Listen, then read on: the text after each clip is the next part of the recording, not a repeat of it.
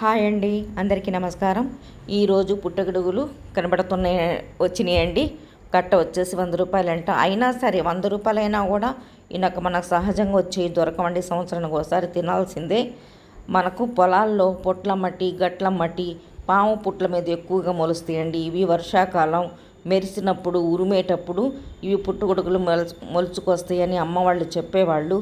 అక్క వాళ్ళు నాకు కూడా తీసుకెళ్ళి అక్కడ గట్టి మీద కూర్చోబెట్టేసి గొడుగిచ్చి కూర్చోమని చెప్పి, ఎక్కడ పుట్టుంటే చెరి ఒకదారిన ఎవరిపన్నా వాళ్ళు వెళ్ళిపోయి అవన్నీ పీక్కొచ్చేసి నీళ్ళల్లో కడిగేసి ఇంటికి తీసుకెళ్ళి అమ్మకి ఇస్తే ఎంచక్కగాను ముక్కలు కట్ చేసి అమ్మ సాయంత్రం చేసేది.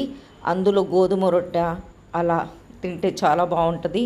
ఇదిగండి పుట్టగొడుగులు ఇచ్చిని ఇలా కడిగి ముక్కలుగా కట్ చేసుకొని 2-3 గుప్పెళ్ళు అవుతాయండి. ఇవి ఒక గ్లాస్ ఆయిల్ వేసి 2 గుప్పెళ్ళు ఉల్లిగడ్డలు, కొన్ని పచ్చిమిరపకాయల చీరికలు, 1/2 కేజీ టమాటా, పసుపు, ఉప్పు, ఎల్లిపాయ కారం ఇవన్నీ వేసుకొని ఒక గ్లాస్ వాటర్ పోసి మొత్తం కలియబెట్టి స్టవ్ మీద పెట్టుకొని ఆ తర్వాత ఉడకనియాలండి.